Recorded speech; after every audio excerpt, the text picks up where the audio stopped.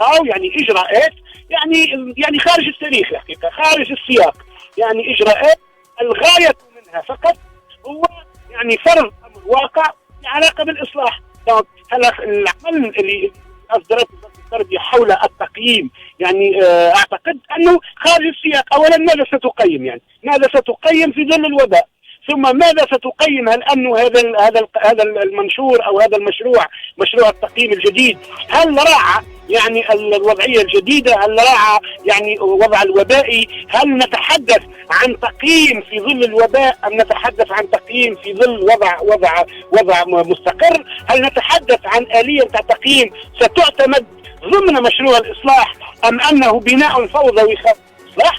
فأعتقد هذا خلانا للأمانة يعني أصدرنا هذا البيان من أجل لفت انتباه وزير التربية بالخصوص، لأنه سنبقى نعتبر أن وزير التربية لا يزال في بدايته وما زال يتلمس يعني أروقة وزارة التربية، ولكن يبدو أن ما كنا نسميه نحن بأخطبوط يعني الإصلاح داخل وزارة التربية بدأ يطل برأسه. واعتقد أنه وقعت مغالطة السيد وزير التربية في إصدار هذا المنشور، ووقع إيهامه بأنه محل إجماع ومحل اتفاق.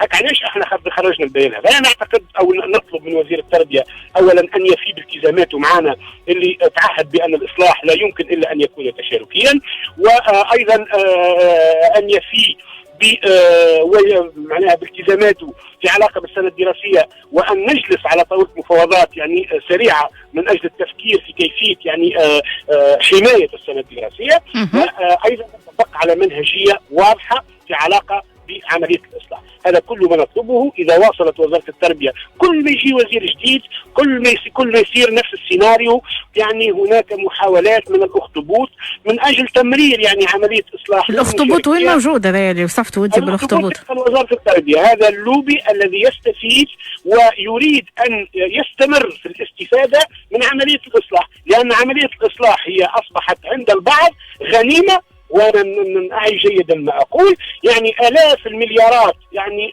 صرفت ولا نعرف اين صرفت في علاقه بالاصلاح، يعني قروض قاعده تتخذ تحت عنوان الاصلاح، ونحن الشركاء لا نعرف اين صرفت هذه القروض وكيف ستصرف وفي اي اطار وفي اي منهجيه.